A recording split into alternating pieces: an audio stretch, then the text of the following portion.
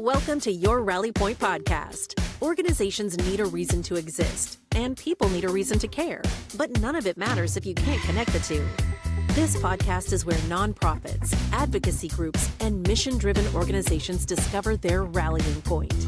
It is your go-to resource for mobilizing support, building authentic connections, and driving real results.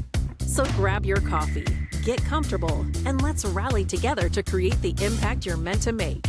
This is your Rally Point podcast, brought to you by rallycorp.com.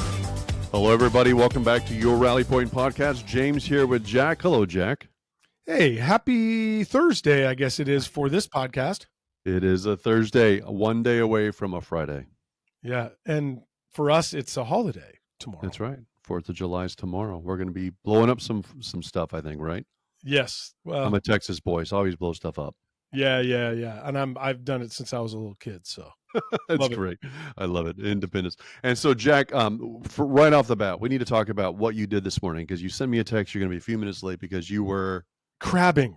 What the heck is crabbing? Yeah, crustaceans, right? Yep. So I live in just north of Seattle in one of the most productive, amazing fisheries in the country and perhaps in the world, right? And each year around this time of year, the biomass of crabs, these are Dungeness crabs, starts to come into the Puget Sound area where I live. That's it.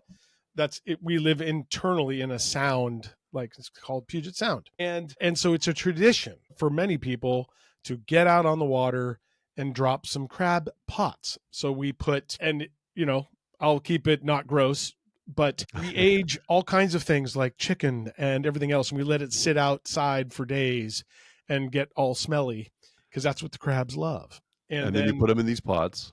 And then we put them in bait holders inside these pots. And these pots are like a 3 foot by 3 foot by maybe 1 foot tall square. We put the bait in there and we drop them in about 50, 60 feet of water, depending. And we go chase them. And we put them out 1 hour before sunrise, which today we got out a little later than that, which was, I think we put the pots in at 4:45 a.m. Okay. And we let them soak. And so we put them out. We got test pots in different areas, and because we got to see where what we call the biomass is. These Dungeness, they move around a little bit. In a 2 mile or 3 mile area. They can be deeper, they can be more shallow. Every year is a little different, so it's pretty exciting. And so we went to breakfast down at the old salty cafe where all the other fishermen are, and then went back out just before the podcast to pull them. We're not on the crab just yet, but we got 5 Dungeness out of 4 pots. Not a number that we want. We can take 5 each, and there's 4 people on the boat, so we could take 20. So what we do is we reload the bait box with rotty, smelly, weird, gross stuff, and then we send it back over in some different areas. We're trying a little shallower. So after about 3 hours after this podcast is over, we're going to drive 20 minutes to the boat. We're going to jump out onto Puget Sound, and we're going to pull them. But I'll tell you what, the coolest thing is when you pull these pots up from the deep.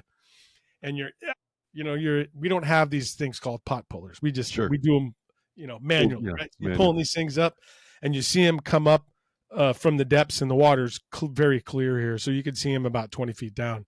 And the red Dungeness, you can start to see them or not, right? And so it's like the most exciting thing for everybody on the boat is when that pot starts to come up and you're pulling on it and stuff. And so part of it is we love Dungeness crab around here.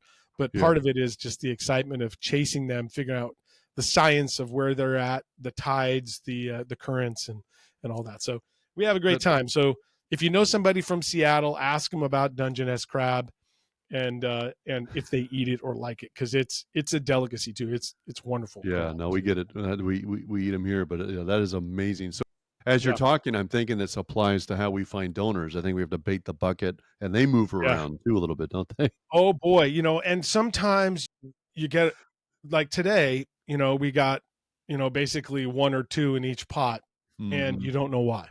I need to know And why. You got to just and try again. and and you know what else? There's a lot of other crabbers or nonprofits around Yeah. you. And like other nonprofits should do, when we Yeah. hit the docs and we see somebody with that had a little bit of success, they'll Yeah. share. Yeah. To them, they'll protect their information a little bit, but Yeah. also they'll give you hints, right? And Sure. so just like what people do in nonprofit, it's good to share Mhm. and connect and try It to is, figure yeah. out where the crab are, Where right? the Where the crab donors are. are. We're gonna go crabbing. I love But that we it just called a donor a crab. That's you, but Yeah, that's not yeah. what I meant. But That's awesome. it's it has very similar parallels to Mhm. what we talk about all the time here. Is Yep. sometimes you don't know why, and then all will be revealed. And maybe this afternoon for us, it'll be like, oh, they're deeper. Yep. We needed to do this. We need to use different bait, whatever. So it's Yeah. a process. That's the key. It's a process, and it's Process. a learning. And you adapt and you learn and you try again. Yes. Yeah. The closest I've done to that, Jack, is I had a buddy take me out on a lobster boat. So we dive down with the cages, set up the traps, and then we go back down again. It was just so much fun to Yeah. pull up lobster. That And the was amazing. lobster are I mean, they get a hold of you. Yeah. When we get a pot full of crab, you got to be careful. Like Yeah. I don't wear gloves because I feel like I can't like maneuver around and get. Sure. But boy, when you reach your hand in there, just like the lobsters, man, they're quick. I mean, They are very quick. you got to be. It just takes one pinch, and you change That's the right. way you do your business. Yeah, no, it's awesome. Well, that's amazing. So I loved, yeah, I got your text message and I chuckled. I'm crabbing this morning, so I may be a few minutes late. So I Yeah, loved it. It's yeah, great. Well, Jack, today we're going to talk on the Rally Point podcast. And just a reminder for our listeners, you can have the greatest mission in the world, do the best work, have the best people, but if no one knows that you're there, right? yeah. Or if they know you're there, but they don't know how to connect with you, or you can't reach them, then it's all for Mhm. naught, right? It's very Right. difficult. So I was thinking, you've got the right purpose, then you come to an alignment with the, you've got the purpose, then you come up with these are the right people that I need to reach, and then you've got the right process, right, to how I'm going to reach them. But then what's the promotion, and then how are they going to participate? Yeah. So it really comes down to the right purpose, the right people, the right promotion, and then a clear path for participation. What we talk about a lot about on this podcast is what does it take to meet people in the moment and activate them in excitement to get them to act in the moment, right? And you've said before, text messaging or mobile is for the moment. It is. Capture someone in the moment. They see a QR code, they scan it. They come across an NFC tag, one of our tap to give little devices, the one set on my shoulder here. They tap it with their phone in the moment, right? Whether that's check-in, registration, or make a donation, right? So they scan, they text, they tap in the moment, they take action. But also you can interrupt their moment, because if they're driving along and comes the ding, ding, what are they're going to glance at their phone and they're going to clear that inbox first. They're probably going to get the text message before they get any other forms of communication, just because of its urgency and immediacy, right? Mm-hmm. And it shows up on your watch to many of them too. And it shows, it vibrates your watch. Exactly. So, and anybody that wants to argue that, I always just say, well, let's just send a text right now to 1,000 of your top donors. And there's a moment of hesitation because they know it's emergent and immediate and intimate. They already know that's true. Isn't that interesting? Let's hit the button now. And everybody's like, no, because no. But why? Well, Yeah. because it'll reach them right away. Yeah. Oh, We don't want that. Well, we don't want that. Yeah, we don't want it sitting in their email inbox for days. Yeah, because it's easier to be ignored, right? And that's my tagline on LinkedIn. And my profile will say, making it impossible to ignore my clients, I think is how I say it. That's my personal tagline, because I don't want my clients to be ignored, or my customers at Rally, or my clients in my coaching. Like, I do not want you ignored. If you may choose to obfuscate yourself and make it easy to ignore you, but that's on you. And don't boo-hoo when you're missing goal. Right. Yeah, exactly. You're the one ignored. Exactly. So, all right, my friend. Well, let's get on to this. So we're going to talk today specifically about CRMs, customer relationship management. Is that right? Yeah. Yeah. CRM. Yep. So there's Salesforce, there's HubSpot, there's of course Virtuous in the nonprofit world, right? Yeah. I use a tool called Pipedrive. Yeah, Pipedrive's good too. Pipedrive. We use HubSpot at Rally Course, so use Salesforce in the past. So most people are familiar with a CRM, but you cannot spell CRM without relationship in the middle, Jack. Did you know that? Right. It's about relationship, right? Because it would be customer management. It would be no relationship. And there would be no relationship. So you cannot manage your customers without the relationship. Well, how do you think you build a relationship? When you think about when you were courting your wife or early on in your days, with your partner if you're listening. But how do you think you bring someone into a relationship, Jack? What would you start? Well, I would figure out how they like to be communicated, like what their best way, like for my wife that she would Exactly. want to Love be language. communicated with. Yep. What's her love language, right? Mm-hmm. Does she like, me to show up unannounced with treats? Yeah. Does she And like surprises? actually Yeah. my wife would love that. Yeah. And that was kind of what My I wife did would to kind of hate it. like ingratiate, Yeah. would be like, I'm just stopping by. Of course I'd call on the dial phone because we didn't have cell phones. But You sent a carrier pigeon. yeah, it was early. Smoke signals were out though. Smoke signals. Not that far back, right? That's right. But that was kind of her thing, man. And so I knew that she liked that kind of stuff at the time, and that really got me started off in the first step. Well, I love that you started with two things, Jack. I heard communications is critical. You can't have a relationship without communications, right? Yeah. And then permission. Yes. So we're talking about permission-based texting. So when I talk about let's send a text message to 1,000 donors, I'm not talking about buying a list. I'm talking about people that you have a relationship with right now. And then it's a question of, well, how do you garner permission, and how and then what does that look like moving forward, right? Right. In fostering that or building out on that relationship, because I'm sure it wasn't. I mean, I don't know about you. Maybe as great of a catch as you are, Jack, I think it probably took a little bit of time to court, right? Oh yeah. I had to mean, go through the dad, That's right. Had to fill out the I mean, application. there was him. Do the That was background back in the check. day when that mattered, I guess. Yeah, remember that movie Meet the Walkers? They got the lie detector. Oh yeah. Yeah, that was about kind of how mine went down, I think. Nice. Yeah. With the You're lie doing detector. what with who? No. Was it the lie detecting machine? That's right. Yeah. Caught me in the basement, snooping around. Yep. So I think the key here, Jack, is it's relationship, it's permission, it's preference, of course, and then it's persistence, right? Yeah. So yeah. Now, a lot of times we think about, okay, well, we don't want to be too persistent, which I get, right? I understand that there's some safeguards built into even our system on that. So you definitely want to be mindful of, okay, when was last touch? When was last contact? What was the last context of that conversation? Like, who is this person, and how much, like, what's the relationship like? Right. There probably certain things you need to figure out early in a relationship. So when it comes to CRM, Jack, a lot of people think data. So usually when someone says, hey, do you have an integration with CRM X? What they're thinking about, and rightfully so, it makes sense, but they're thinking about what data can I bring over from my CRM into your system? So data is often what we think about. And typically that's first name, last name, maybe email address, definitely phone number. And the reason that's important is you want to be able to personalize the message. Yeah. It's hey, Jack, or hi, Jack. Merge tags. Hi, friend. Yeah, merge tags, right? Yeah.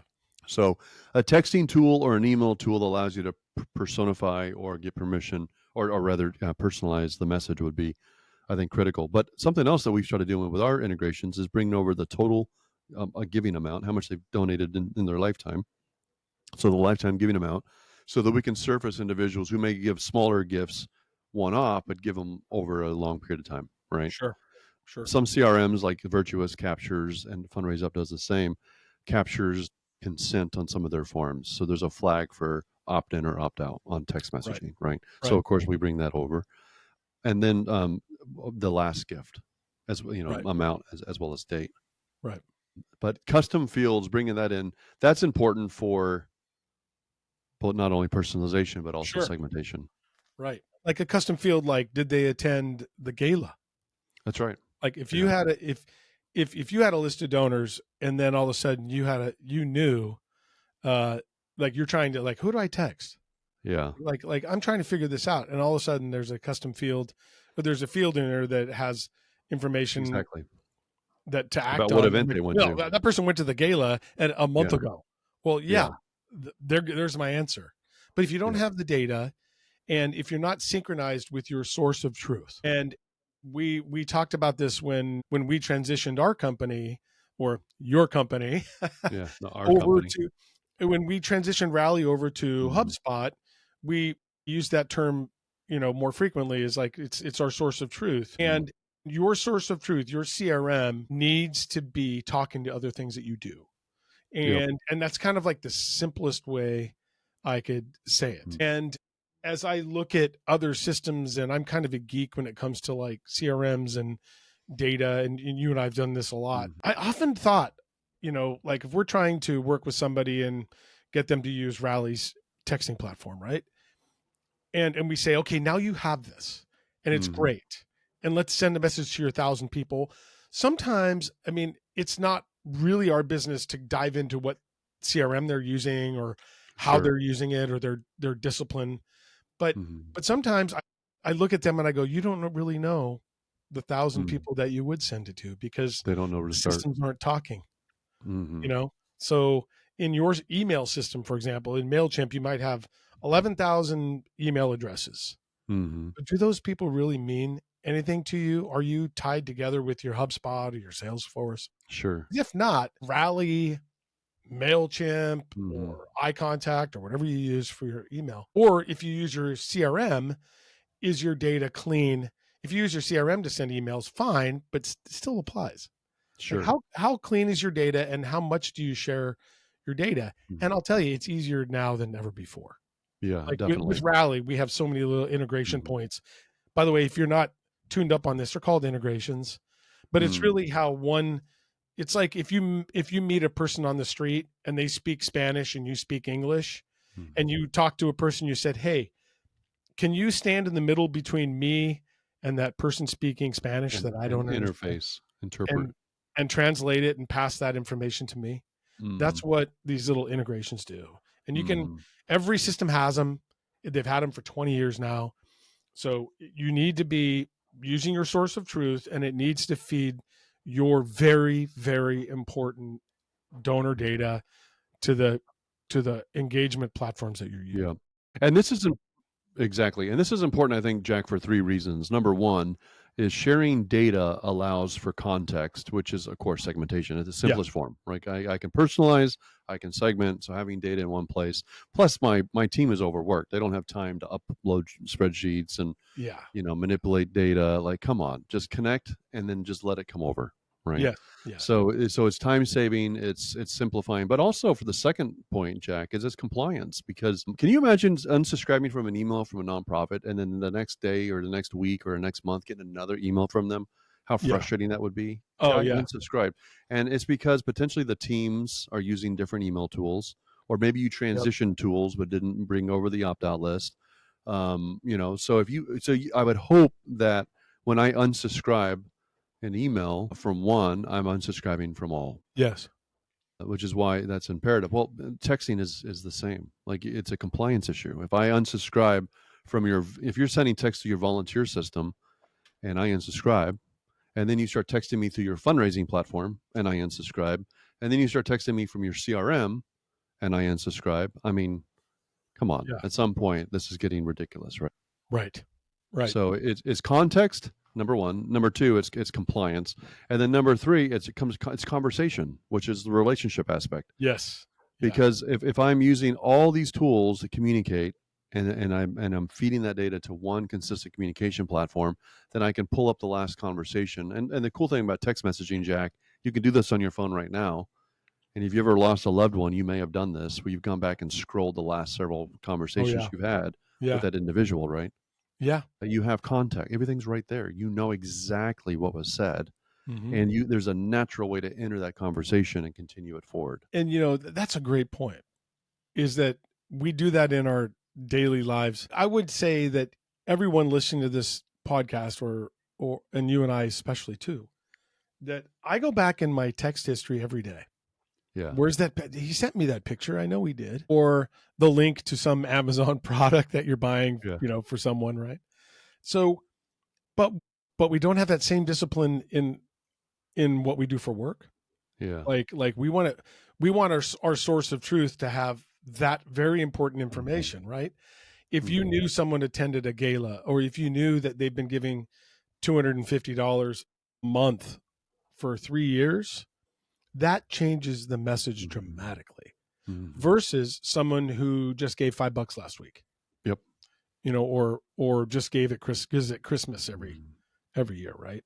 Mhm. So so so we love the tools and how they operate, but we tend to sometimes step away from that same kind of like, when we're oh, at I'd work. love to have that over here too, all that history combined over Yeah. here, but we have all these disparate, we have all Sure. these separate systems, and we see it all the time, right? Because nonprofits, and especially smaller ones, they bolt. I'm part of a smaller nonprofit right now, and holy moly, we have Microsoft products. Then I just got a Gmail account for the same nonprofit, so I'm using Google Docs and Google stuff. And last night I get the meeting agenda in Word. I don't even have Word, and the finance guy sends me something in Excel. Yeah. So now me and a couple of the other guys are like, well, none of us have Excel, and this is a new board and everything, Yeah. but we don't have Excel. Like, these are the things. So if I were to reach out to our donors, we're a 501c3, I wouldn't even know what system to use. Yep. And so I've thought about, like, yeah, Rally is definitely something we're using. I don't even have a source of truth yet, so it doesn't. Whether I'm sending emails or texts, I'm thinking I got to get a CRM, so I'm testing HubSpot for them. Yeah, and HubSpot's great. because I love it, and I've been sending actually emails from my nonprofit email address through HubSpot testing, and it's working wonderfully. Opens, I'm actually raising money for an event, strangely, and the CRM allows me so much information about each person that's giving me the donation and everything. It's just amazing. And so HubSpot, so HubSpot's a good example because we use HubSpot here. So one of our first integrations actually was with HubSpot. So HubSpot has a lifecycle stage. Lifecycle stage just means where's this person in their donor journey or their journey, right? They're a lead. They're interested. They're interested. They've raised their hand. Basically, they've donated one time. Maybe they're a reoccurring donor. So they move through this progression of journey, and that allows them to be. The lifecycle stage is important.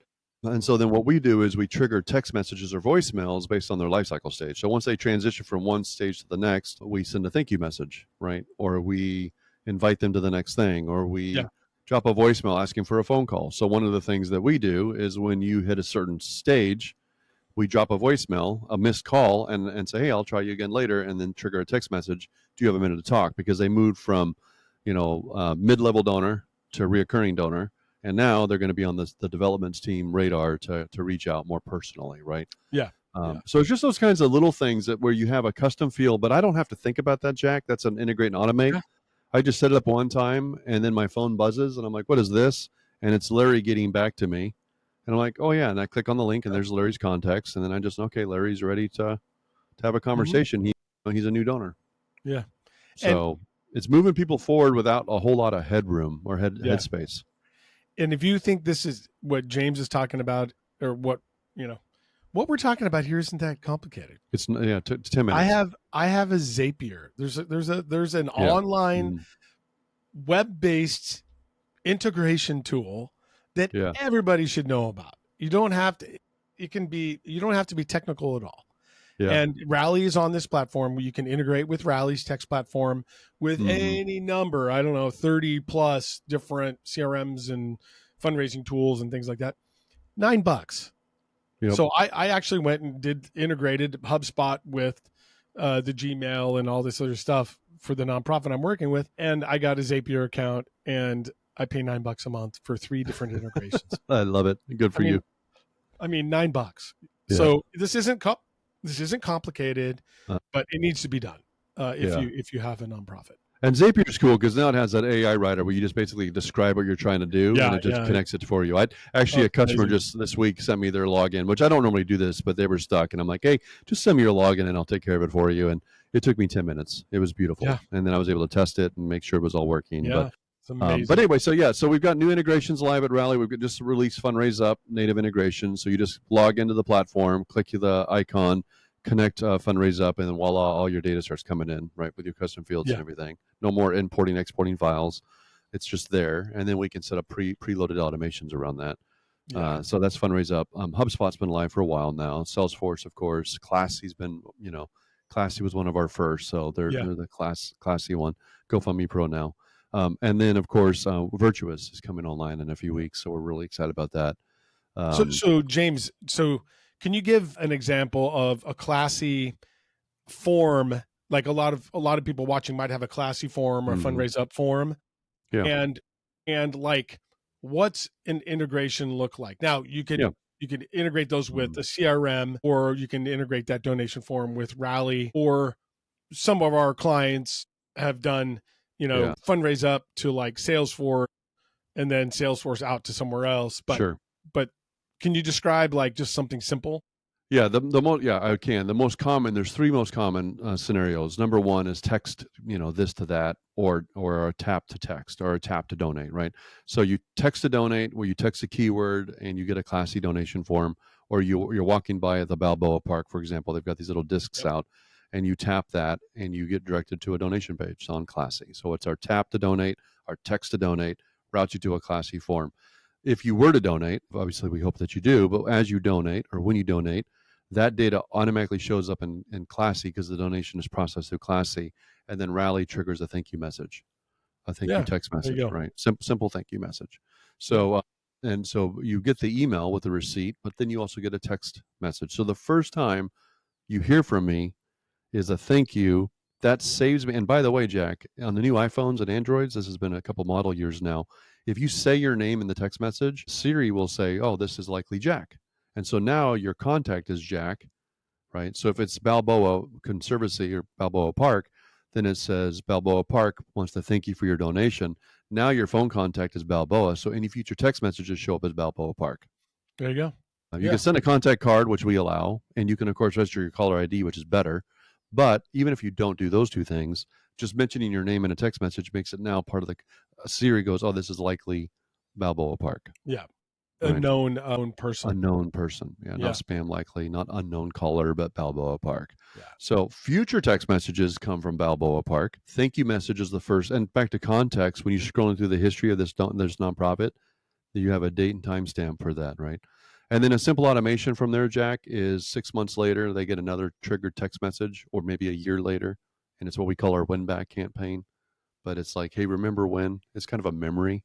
Yeah. Yeah. Thank you. A year ago today, you made a donation. Thank you so much for that. And here's a link to what we've done. And we invite you to whatever, right? Yeah. So, And, that's a simple way to do it. And these, and I think it's important that if we look at, because I think of the percentage of people that have a donation form, right? Who we've worked with in the Rally, everybody does. Yeah. And they all do email, and a lot of them do Rally texting, right? So it's always very interesting to talk to them initially when they are talking about, like, can I, they'll always ask the question, can I link my Classy page to Rally? I mean, like, can we do that? And sure, it's interesting that still people don't know that. And it's honestly, integrations make the world go around, everyone. It does, And when you, for example, not just Rally, it's in your everyday life. If you order something from Amazon, how do you think that thing gets shipped? Yeah. All these systems from your phone all the way to the shipper, UPS or Amazon. It's all connected, and it's all done through this kind of data sharing that goes through and through. If they didn't have it, you'd never get your package by this afternoon, right? Yeah. I mean, it's there was a time. It's not so much now because we've grown so much, Jack. But there was a time a few years ago when over half of our customers were Classy customers, right? I think 900 and something customers, 400 of them were Classy.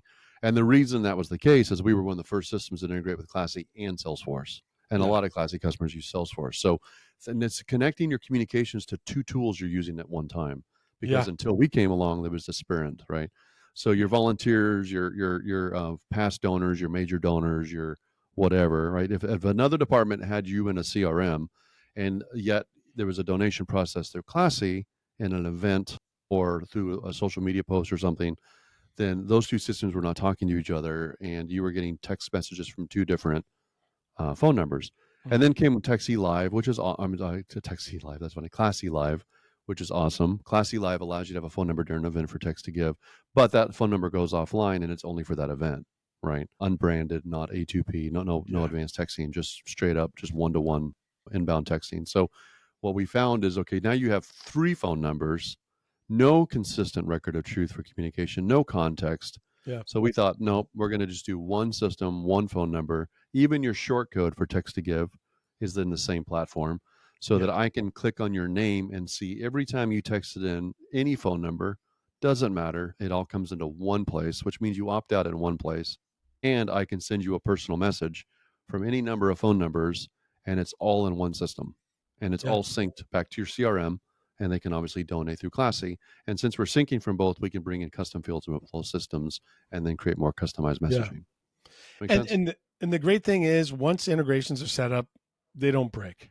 Yeah. They don't break. So, I mean, it's if someone's listening to this and saying, my systems aren't, I have to go into Mailchimp and then I have to import, through export. CSV file to Salesforce, and then I have to export Salesforce into Yeah. Rally or whatever. Like, once, go to your dev people, and it takes minutes to set up. Yeah. And once it's set up, it works. Yeah. These integrations today are solid. And we have customers that no more integrate. running around, Yeah. wasting time. Exactly. And we have integrations with like Mailchimp. So customers will use us for texting and Mailchimp for email, which makes a lot of sense because Mailchimp is amazing for email. Not so great for texting, but good for email. And so they'll sync the two. And a lot of times you'll just trigger a text message that is a link to their Mailchimp, form, or not form, but newsletter. Yeah. Right. Yeah. Just get more eyes on it. So integrations. The world runs on integrations. That's right. Integrations. Well, Jack, I think we're at time here, but I think the takeaway for our group here is just think about relationships start and with communications and permission. Mm-hmm. So let's be fostering relationships and communication, and then persistence. Like, how do we continue to show up faithfully, consistently, to move the message forward, to continue to remind you that we exist, meet them where they are on their phone. Just as you do that, consider bringing in one provider that connects with everybody so it's all in one place. Yeah. Your source of truth. truth. Context, your source of truth. Yeah. I've been accused of many things, Jack, but having split personalities is not one of them. And I couldn't imagine having a relationship with my partner or my wife in which I show up, with different times and not recall other conversations. Like, I'm already accused of that a little bit, but consistency is critical. Yeah. So having one source of truth is imperative, right? Great example. All right, Jack. Well, this is your Rally Point podcast. Swing by rallycorp.com, mash that orange button to opt into our coaching, or text coach to 24365. And we will see you on the next episode. If you have questions, be sure to submit them. We'd love to process that. Yeah. And wish me luck pulling my pots this afternoon. You'll pull your pots, and I'm looking forward to coming over for that clam cook, or that not a clam, Dungeness. Dungeness. Yeah, you bet. All right. See you, bud.